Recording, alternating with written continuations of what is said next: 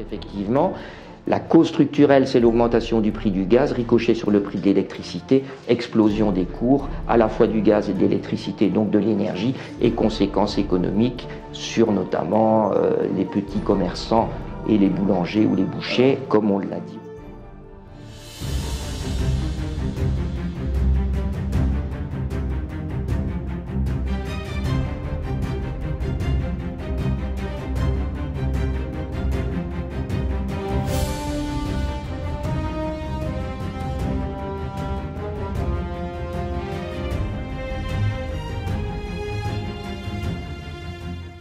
Philippe Charlez, bonjour, vous êtes l'invité de notre grand rendez-vous du week-end, l'invité dans votre salon.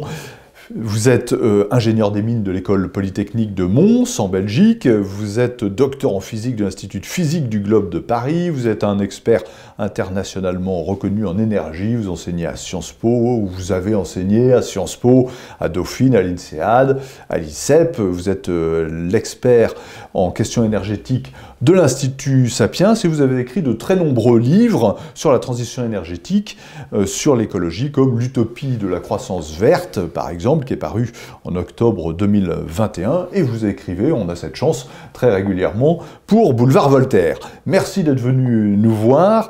Jamais on avait parlé autant d'énergie en France, et pour cause, hein, l'explosion des prix du gaz, de l'essence et même du bois, désormais inquiète considérablement les Français, on l'a dit et redit, mais on voit que depuis peu, cette crise inédite de l'énergie en France, eh bien, elle fait des métastases, si on peut dire, un peu dans tous les métiers, et notamment dans un métier qui symbolise la France, son identité et son art de vivre, plus que n'importe quel autre, et je veux parler évidemment de nos boulangeries.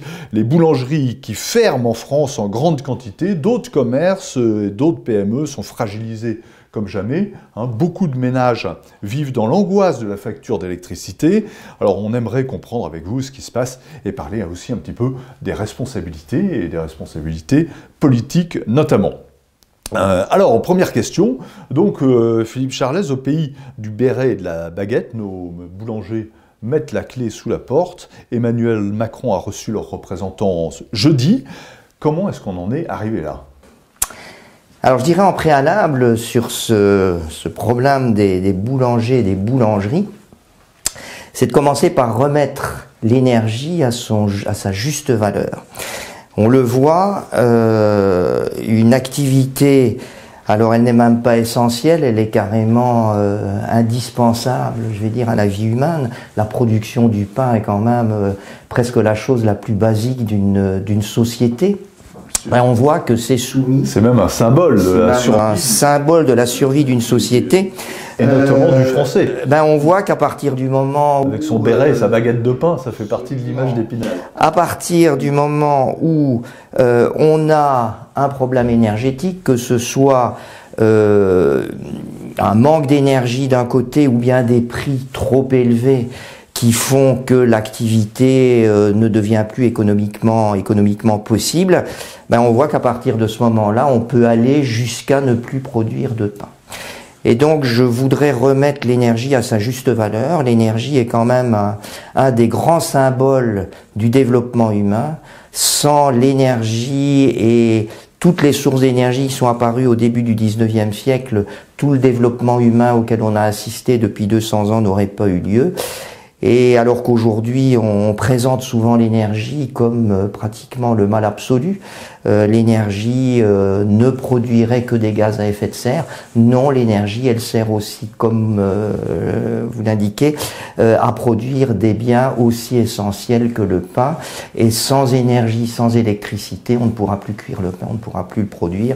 Donc je croyais essentiel dans un préalable de montrer comme l'énergie est quelque chose d'absolument indispensable dans nos sociétés développées et qu'un problème, qu'une crise énergétique est une crise globale de société. Est-ce qu'il y a un risque que ces soucis d'énergie, cette hausse absolument historique des coûts de l'énergie, bloquent la machine économique française, et même peut-être au-delà de l'économie, puisqu'on parle, vous avez vu que l'université de Strasbourg avait fermé ses portes pendant une semaine par souci des coûts de l'énergie. Alors, elle peut poser problème à deux niveaux.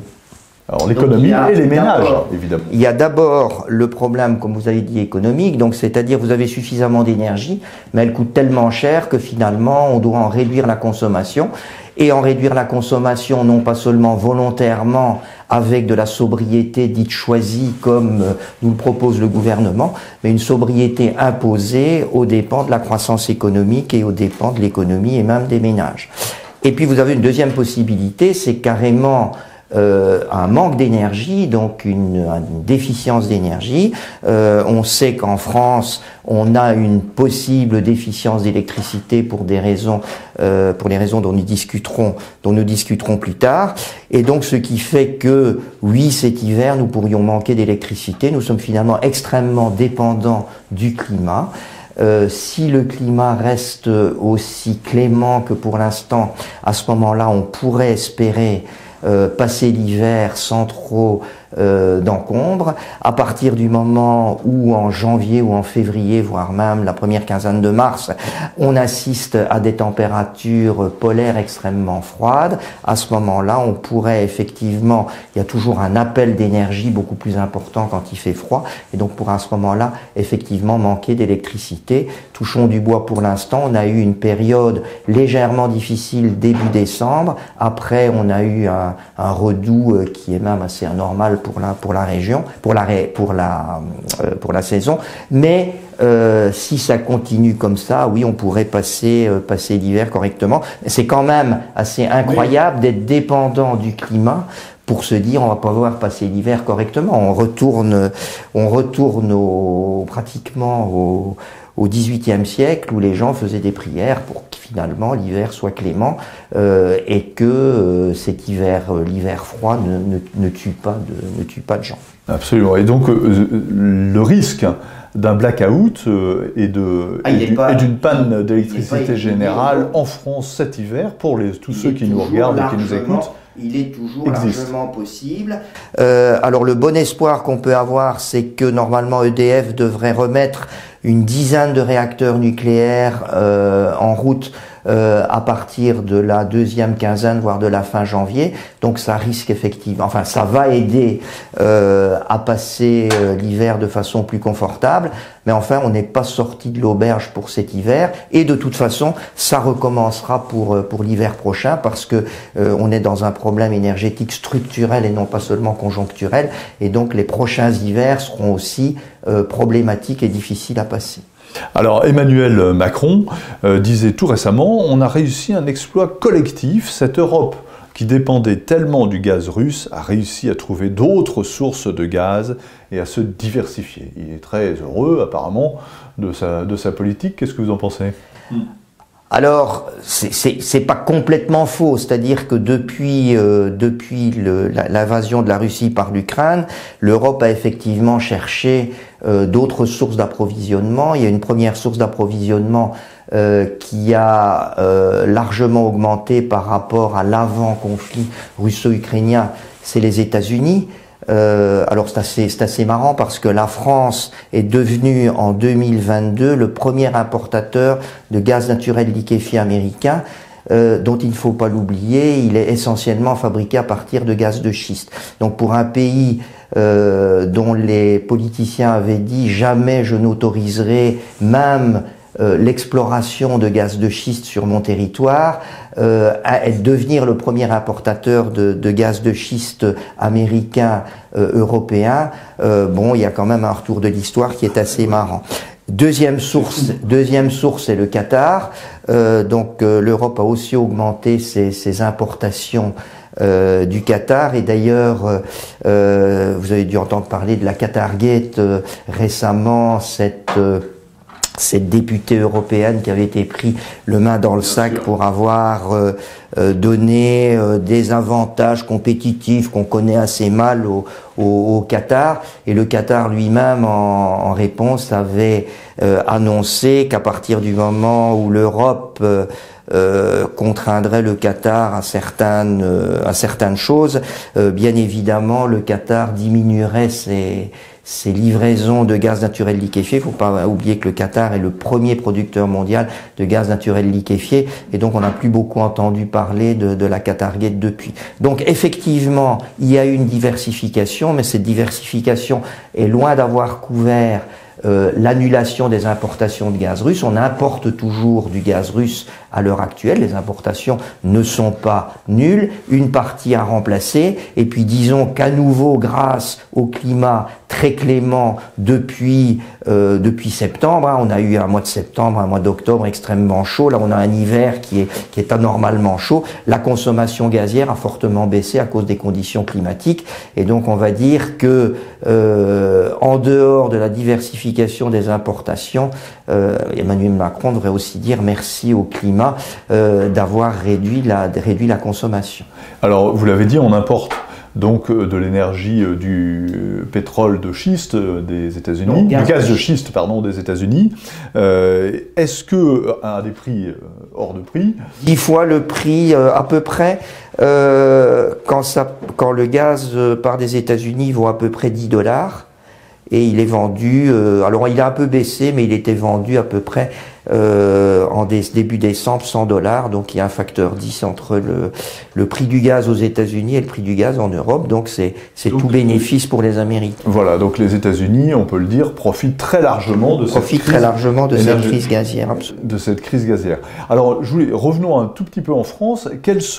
On est tout de même dans une situation inédite, on vient d'en parler. Quelles sont les responsabilités politiques des gouvernements précédents, en commençant peut-être par Macron, Hollande, Sarkozy, Chirac, Giscard peut-être, qui a bien fait, et où est-ce que cette chaîne, puisqu'on sait que cette politique énergétique demande beaucoup de temps, que c'est une politique à long terme, où est-ce qu'il y a eu une rupture qui a failli finalement parmi les gouvernements qui ont eu à gérer cette stratégie énergétique française? Alors les faillites sont multiples. Mais je vais dire que le gros point de départ, on va dire, c'est le gouvernement Jospin, donc des années 1997-2002, quand une première loi a donc décidé, à l'époque, suite à l'apparition de la problématique climatique, de commencer à promouvoir de façon assez aveugle les énergies renouvelables en France. Donc c'est le gouvernement Jospin qui avait décidé de massivement subventionner les énergies renouvelables et qui, à l'époque, sous la pression des Verts, a aussi décidé, d'arrêter, mais c'était plus symbolique que pratique, le fameux projet Superphénix de surgénération nucléaire, et puis surtout de décider de ne plus construire de centrales nucléaires. Donc ça, c'est déjà trois décisions absolument essentielles. Et au fur et à mesure du temps, donc on a commencé à croître de façon très importante les renouvelables. On a quand même investi 150 milliards d'euros depuis l'époque dans les énergies renouvelables, et extrêmement peu dans le nucléaire. Alors la France n'est pas le seul pays, loin s'en faut, à avoir utilisé cette stratégie. Il faut savoir que sur les 3 dernières années, 2019, 2020, 2021, les investissements mondiaux dans les renouvelables, c'est 10 à 15 fois supérieur aux investissements dans le nucléaire. Donc, c'est-à-dire que aujourd'hui, on peut pratiquement dire que les investissements dans le nucléaire, c'est zéro. Et les investissements dans les renouvelables, mondialement, c'est de l'ordre de 400 milliards de dollars par an. C'est-à-dire que pour la première fois en 2021, les investissements dans les renouvelables ont été supérieurs aux investissements dans les énergies fossiles qui étaient toujours largement prépondérants par rapport aux autres investissements. Et donc, implicitement, à partir du moment où on investit dans les renouvelables et qu'on n'investit plus dans le nucléaire, comme on sait que les renouvelables ne peuvent pas vivre tout seuls parce qu'ils sont intermittents, ils sont bien obligés de choisir un ami.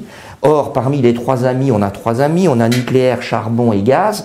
On ne voulait plus de charbon, bien évidemment, puisque le charbon est très émetteur de gaz à effet de serre. On n'a pas investi dans le nucléaire, donc il restait un seul ami pour promouvoir, ou disons pour accompagner les renouvelables, c'est le gaz. Et donc, disons qu'implicitement, par les choix que l'on a faits, on a choisi, non seulement en France mais aussi en Europe, le couple pour le futur, le couple renouvelable gaz.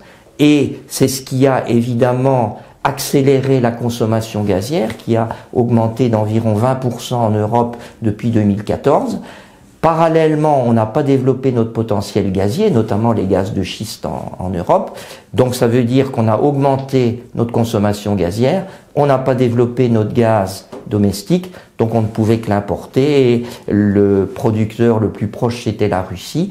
Donc ce qui veut dire que les 20% de production gazière que l'on a perdu en Europe au cours des 10 dernières années, on les a importés de Russie. Donc on est bien arrivé aujourd'hui à une situation qui s'explique extrêmement bien. On a injecté beaucoup plus de gaz dans l'électricité pour accompagner les renouvelables. Le prix du gaz a explosé et on pourra y revenir après, comme c'est le prix du gaz qui fait le prix de l'électricité, parallèlement à l'accroissement du prix du gaz, qui a aussi un impact, puisque le gaz n'est pas utilisé que pour faire de l'électricité, il est aussi utilisé dans l'industrie et pour faire de la chaleur, pour chauffer. On a donc effectivement la cause structurelle, c'est l'augmentation du prix du gaz, ricochet sur le prix de l'électricité, explosion des cours, à la fois du gaz et de l'électricité, donc de l'énergie, et conséquences économiques sur notamment les petits commerçants et les boulangers ou les bouchers, comme on l'a dit au départ. Et alors, si je comprends bien, donc depuis Jospin qui a pris cette très mauvaise décision, aucun des gouvernants qui lui a succédé n'a redressé la barre. C'est au contraire, ça s'est qu'au contraire accéléré. Alors, Sarkozy avait quand même par rapport disons à Jospin et Chirac précédemment, a un peu relancé le nucléaire par un projet qui s'appelait le projet Astrid. Le projet Astrid n'était en fait qu'un petit super phénix. Il était moins puissant, mais c'était la même technologie. Et Astrid a été arrêté par Macron en 2019. Donc en fait, Macron a reproduit avec Astrid ce que Jospin avait fait avec Super Phénix. La deuxième chose, c'est que Sarkozy, pendant le mandat Sarkozy, il n'y a pas eu d'arrêt ou de volonté d'arrêt de réacteurs nucléaires. Il n'y a pas eu non plus une volonté énorme de nouvelles constructions. La filière nucléaire a continué à perdre ses compétences, mais enfin, il n'y a pas eu de destruction du nucléaire. En revanche, à partir du moment où... Une pause sous Sarkozy. On va dire une pause sous Sarkozy, je crois que c'est le bon terme. Par contre, quand Hollande est arrivé, à nouveau, cette fois-ci, sous la pression des Verts, ça n'était plus Madame Voynet, si je me souviens bien, c'était Madame Cécile Duflot, qui est entrée au gouvernement et qui a donc accompagné le gouvernement de... À l'époque, c'était Jean-Marc Ayrault, si je me souviens bien, est entré au gouvernement à condition, de ne plus construire de nouveaux réacteurs nucléaires. On avait déjà lancé le PR de Flamanville, mais on ne voulait pas d'autres, et d'arrêter Astrid, et de fermer les 2 réacteurs de Fessenheim. Et donc, c'est là que on a recommencé une filière de destruction du nucléaire qui est allée jusqu'à, dans le premier gouvernement Macron, a donc annoncé la fermeture, si je me souviens bien, c'était de 15 réacteurs à l'horizon d'abord 2025, décidé par Ségolène Royal dans le gouvernement, alors là c'était le deuxième, ça devait être le gouvernement Valls, si je me souviens bien, et puis les 2025 qui étaient absolument impossibles ont été portés à 2035, et finalement aujourd'hui on a décidé de changer de cap et de ne plus arrêter aucun réacteur nucléaire. Donc vous soulignez bien la responsabilité majeure de l'influence des Verts sur les gouvernements de gauche. Alors, ils ont influencé non seulement les gouvernements de gauche, mais ce qu'on va dire, c'est que les gouvernements de droite n'ont pas complètement rectifié le tir quand ils étaient au pouvoir. Et je vais dire que on peut extrapoler le cas français au cas belge. En 2002, les Verts au pouvoir... Parce que vous êtes belge. Enfin, je ne suis pas belge, je ne suis plus belge. Je suis belge naturalisé français ayant perdu ma nationalité belge, mais originellement, effectivement, je suis 100% belge. Et donc la Belgique, qui était également un grand pays nucléaire, 50% de l'électricité belge est fournie par le nucléaire. En 2002, c'est-à-dire exactement à la même époque que le gouvernement Jospin, le gouvernement libéral, si je me souviens bien, de Guy Verhofstadt à l'époque, sous l'influence des Verts qui étaient entrés également dans le gouvernement, ont décidé la fermeture des 6 réacteurs nucléaires belges à l'horizon 2025, et la loi n'a jamais été changée. Cette décision avait été entérinée par le dernier gouvernement et est remise en cause aujourd'hui dans la hâte. On veut essayer de ne pas arrêter des réacteurs qui n'ont pratiquement plus été entretenus, avec évidemment beaucoup de difficultés. Et enfin, parlons des Allemands. Alors eux, ils ont vraiment été jusqu'au bout. Les Belges n'ont pas encore fermé leurs réacteurs nucléaires et les Français sont revenus un peu sur les décisions initiales, notamment avec le discours de Belfort dont on peut discuter après d'Emmanuel Macron, qui est un revirement à 180 degrés. Bon, je le salue, mais cela étant, on aurait pu le faire avant.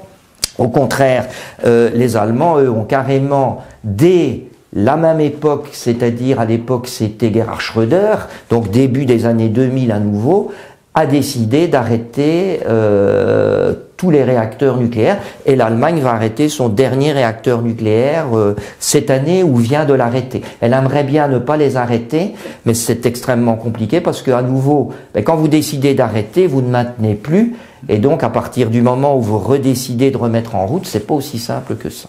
Et donc ce qu'on va dire, c'est que cette époque de, disons, première partie des années 2000, quand on a commencé à parler de réchauffement climatique, pour des raisons purement idéologiques, on le voit, à la fois la France, la Belgique et l'Allemagne ont décidé finalement de mettre à bas leur filière nucléaire, qui était pour les 3 pays pourtant des filières d'excellence. Alors vous avez rhabillé les verts pour l'hiver, si je puis dire, 2 mots sur l'Europe. Le rôle de l'Europe et l'influence de l'Europe, qui est, je crois, réel, vous allez nous le dire. En tout cas, il y a 2 pays qui sortent de cette chape de plomb et de cette camisole de force, c'est l'Espagne et le Portugal, qui eux, comme par hasard, pratiquent des tarifs qui n'ont rien à voir avec la France. Alors là encore, il faut faire un petit peu d'histoire. Alors pour une fois, ce ne sont pas les Verts, mais ce sont les libéraux, dont je suis plutôt de cette sensibilité. C'est-à-dire qu'il y a eu cette volonté dans la deuxième partie des années 80 de créer un grand marché européen libéral de l'électricité, et c'était essentiellement sous l'impulsion de Madame Thatcher à l'époque. Les Français au début n'étaient pas très favorables parce qu'ils étaient très attachés à leur monopole naturel qui était EDF. À l'époque, EDF gérait l'ensemble de l'électricité, il n'y avait pas de fournisseur alternatif d'électricité, et donc finalement elle a eu gain de cause et on a décidé vers les années 95 d'un grand marché européen, d'abord appliqué aux industries à partir de 95 et à partir de 2006 appliqué aux particuliers. Alors ça veut dire quoi un marché de l'électricité? Ça veut dire que à la fois n'importe qui peut fabriquer et vendre de l'électricité, et que entre les différents pays européens, il y a une compétition de l'électricité entre les pays, comme pour n'importe quelle commodité, je dirais. Hormis qu'il ne faut jamais oublier que l'électricité, contrairement au gaz ou au pétrole, ça ne se stocke pas, et qu'un marché libre d'une commodité qui ne se stocke pas, ça veut dire que vous êtes obligé d'équilibrer l'offre et la demande en permanence, ce qui évidemment est très compliqué comparé à quelque chose qui se stocke, où vous pouvez attendre, la stocker en attendant s'il n'y a pas d'offre, ou disons l'écouler beaucoup plus rapidement s'il y a une demande forte. Donc l'électricité s'adapte très mal. Mais on a rajouté à ça 2 composantes qui rendent ce marché complètement fou.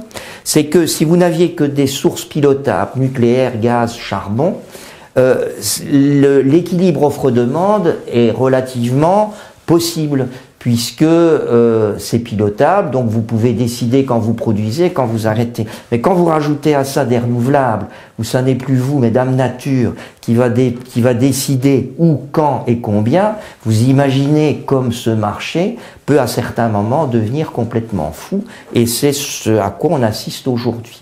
Et parallèlement à ça, on a créé un marché ouvert et libéral, mais avec un certain nombre de commodités qui restent nationales. Tel est par exemple le cas du nucléaire en France.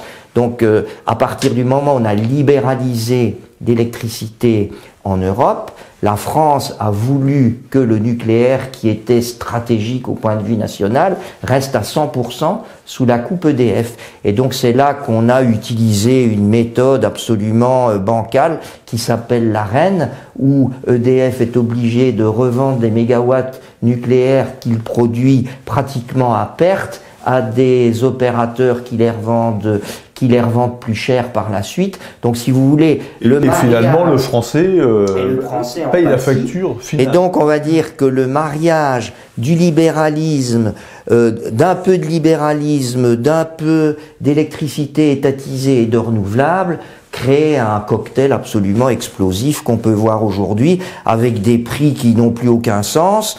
On a assisté à des prix, on atteignait les 500 € le mégawattheure début décembre et on était tombé à cause de la baisse de la demande fin décembre à 1 € le mégawattheure. Donc comment voulez-vous qu'une entreprise... Sauf que le français, lui, il n'est pas tombé à 1 € le mégawattheure. Alors le français n'est pas tombé à 1 €. Alors le citoyen français, pour l'instant, il y a le bouclier tarifaire qui le protège. Donc c'est-à-dire il paye toujours... Le citoyen français n'a pas beaucoup vu l'augmentation de l'électricité, comparé à d'autres pays. Le Suisse, par exemple, il paye le prix de l'électricité au prix du marché. Le Français le paye encore à un prix extrêmement régulier. Les prix n'avaient augmenté que de 4% l'an dernier, augmenteront, si je ne me trompe pas, de 15% en janvier. Par contre, oui, les entreprises, ce qui est quand même beaucoup, mais si on s'en tenait au prix du marché, ça pourrait être 3 ou 4 fois. Donc les 15% restent quand même extrêmement raisonnables par rapport au prix du marché. Il faut quand même ramener les choses à leur juste valeur. En revanche, ce qui se passe pour les entreprises, c'est qu'effectivement, notamment les entreprises qui étaient en fin de contrat, elles ont dû renégocier des contrats avec des augmentations qui étaient extrêmement élevées. Un point important, c'est que... Jusqu'à les provoquer un certain nombre de faillites. Jusqu'à provoquer fortement un certain nombre de faillites. On en revient au fait que la part de l'énergie pour certaines entreprises, un boulanger... quels sont ses coûts essentiellement? C'est la farine et l'électricité. Bon, il y a l'eau qu'on mélange, mais ça coûte quand même pas très très cher. La farine, le blé a beaucoup augmenté à cause de la guerre en Ukraine. L'électricité a doublé, triplé, quadruplé. Certains boulangers parlent de factures mensuelles qui passent de 1 000 € à 15 000 €. Vous vous rendez compte du prix. Donc vous pouvez plus continuer à produire du pain à ce prix-là. Et d'ailleurs, il y a d'autres entreprises. Ce sont donc les PME et les grandes industries aussi qui absorbent l'essentiel du choc provoqué par... Absorbe l'essentiel du choc provoqué par ce marché qui est devenu fou. Alors oui, enfin la compétence de nos politiques, je vais dire, on le voit sur le long terme, puisque on a parlé du début du démantèlement du nucléaire, c'est début des années 2000, et ce marché européen bancal, il date du milieu des années 80. Donc on peut quand même remonter assez loin aux origines de tout ça. Ce sont toujours ce que j'appelle les agendas inversés des politiques. C'est-à-dire les politiques se donnent des agendas sans jamais se poser la question des moyens et des conséquences des décisions qu'ils prennent. Quand on décide par exemple d'arrêter les voitures thermiques en 2035, grande décision, on dit ça y est, on va arrêter les voitures thermiques en 2035, on ne se pose pas la question de savoir comment les motoristes vont s'adapter, comment les citoyens vont s'adapter et si finalement c'est quelque chose qui sur le réel va être gérable ou pas, à la fois au point de vue économique et même au point de vue pratique. Ouais, il faudra un jour faire le compte de la destruction provoquée par l'idéologie verte, poussée à son paroxysme. Est-ce qu'il faut sortir du marché européen de l'énergie, Philippe Charlez? Pourquoi est-ce que la France ne peut pas, ou peut-elle, comme le dit Olivia Grégoire, dit qu'on ne peut plus en sortir de ce marché? J'ai déjà répondu en partie à votre question en vous expliquant que c'est quelque chose qui a été, ça fait 35 ans que ce marché a été construit. Donc c'est jamais facile de sortir, je vais dire, de quelque chose qui a été construit sur 35 ans en un claquement de doigts. Ça c'est la première chose. Alors quels sont aujourd'hui, je vais dire, les points qui empêchent la France de sortir du marché électrique européen? Le premier, c'est, je vais dire, il est juridique. Alors là, je ne vais pas m'étaler là-dessus parce que c'est pas un domaine que je connais bien, mais disons que la France, comme les autres pays européens, se sont engagés et ont signé le fait de fonctionner dans un marché européen de l'électricité. Il y a un tas de compagnies qui ont investi dans ce marché, qui n'étaient pas producteurs d'électricité, qu'ils sont devenus. En France, par exemple, Total Energy et Engie n'étaient pas producteurs d'électricité, le sont devenus et sont rentrés dans ce marché. Donc de dire aujourd'hui je gomme tout ce qui a été fait, vous vous rendez compte que c'est quand même pas très simple, à la fois sur le plan juridique et sur le plan économique. La deuxième chose, c'est que la France, dû notamment à la fermeture de ses réacteurs nucléaires actuels pour des raisons de maintenance, mais aussi pour des raisons de corrosion sous contrainte, n'est plus complètement indépendante énergétiquement, ce qui n'était pas le cas les années précédentes. Donc c'est-à-dire que globalement, pour l'instant on est redevenu exportateur parce qu'il fait bon, mais à partir du moment où il va faire très froid, on va redevenir importateur. Donc ça veut dire que si on sortait du système... Ce qui est quand même la marque d'une faillite de la planification de la... Certes, mais ce que je veux dire, c'est que sur un plan pratique, on ne peut pas se contenter de dire c'est une faillite et pointer les fautes. Pour le citoyen français, il faut l'approvisionner en électricité, il faut approvisionner nos boulangers en électricité. Ça ne suffira pas de dire on va subventionner les boulangers français en électricité. S'il n'y a pas d'électricité, ils pourront pas construire, pourront pas faire chauffer leur pain. Donc ce qui signifie qu'aujourd'hui, compte tenu de nos importations vis-à-vis de nos voisins belges, italiens, allemands, on a besoin de leur électricité en cas de froid, du moins pendant un certain temps, donc on ne peut pas sortir du marché européen. Alors admettons que juridiquement, soyons fous et admettons que juridiquement on résolve le problème et qu'on redevienne indépendant électriquement, à ce moment-là, on pourrait effectivement faire comme les Espagnols et les Portugais, qui, attention, ne sont pas sortis du système électrique européen, ils ont eu une dérogation pour s'en affranchir momentanément. Alors ça veut dire quoi? Ça veut dire que globalement, ils n'importent plus et n'exportent plus d'électricité à la seule frontière qui les relie à l'Europe, c'est-à-dire les 600 ou 650 km de frontière avec la France. Mais le fait de sortir du marché européen ça ne signifie pas pour autant que vous sortez du marché, parce que vous gardez un marché intérieur. C'est-à-dire à partir du moment où vous allez sortir du marché européen, vous aurez encore à l'intérieur de la France un tas de fournisseurs d'électricité alternatifs qui seront en concurrence les uns avec les autres, dont certains gaziers ne mettraient plus en œuvre leurs centrales gazières si on ne travaille pas au prix marginal. Ce qui veut dire que si vous sortez du système électrique européen et que vous voulez faire baisser les prix, il faut faire comme l'ont fait les Espagnols et les Portugais, il faut absolument subventionner le gaz. Donc ça n'est pas à coût neutre. Il faut à ce moment-là bien le comprendre. Et revenir à un monopole naturel complet, c'est-à-dire EDF produisant et distribuant seule l'électricité et possédant l'ensemble des des moyens de production. Des leviers. Ça veut dire que vous éliminez du marché de l'électricité tous les fournisseurs alternatifs. Alors il y en a qui sont extrêmement surprenants. Ikea, par exemple, est un fournisseur d'électricité alternatif. Ikea possède aujourd'hui une cinquantaine d'éoliennes en France et fait plus de bénéfices aujourd'hui sur l'électricité que sur ses meubles.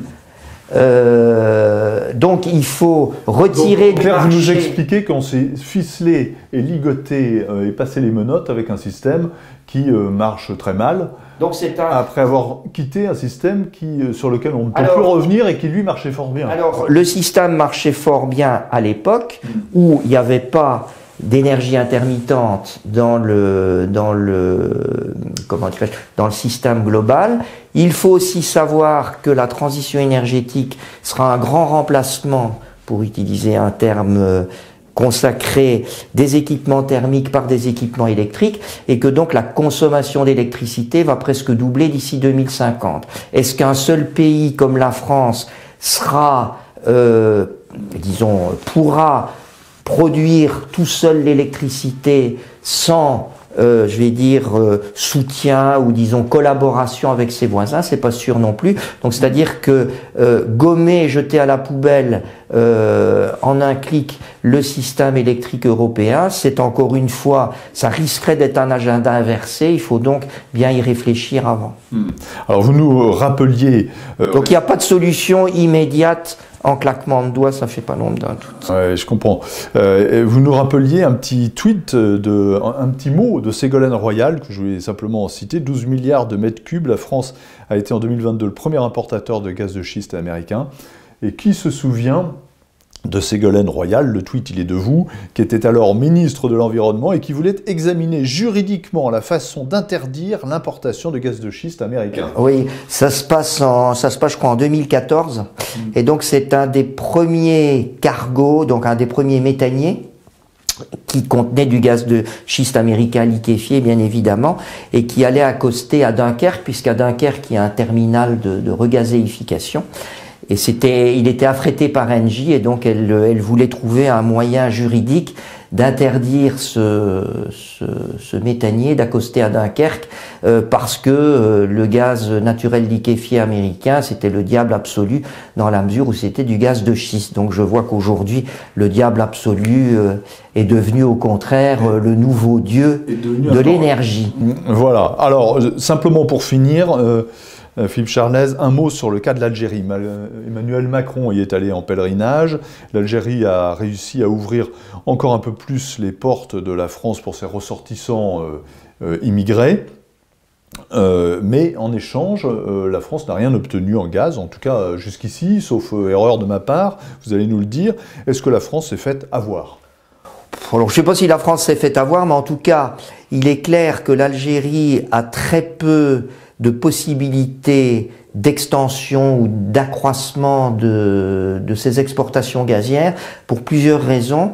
D'abord parce qu'elle a un marché intérieur extrêmement important, donc c'est-à-dire que les Algériens eux-mêmes demandent de plus en plus d'énergie et donc de plus en plus de gaz.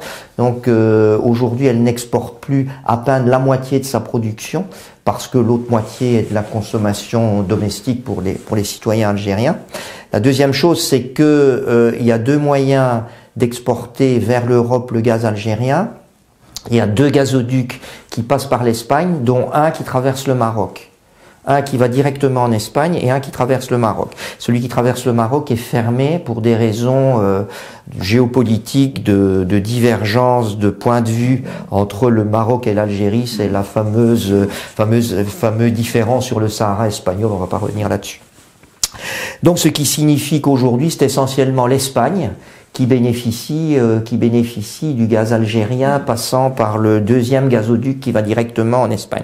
Et puis vous en avez un autre, c'est le plus important, qui passe par l'Italie et qui approvisionne l'Italie. Et quand ces deux gazoducs arrivent pratiquement au niveau de la frontière française, il n'y a plus de gaz. Et voilà. Donc on va dire que les pipes ont été vidées à la fois par les Espagnols et par les Portugais, ce qui leur permet d'ailleurs de fabriquer pas mal d'électricité gazière et d'être déconnectés du système européen. Donc vous voyez que se déconnecter du système européen peut aussi parfois avoir des inconvénients.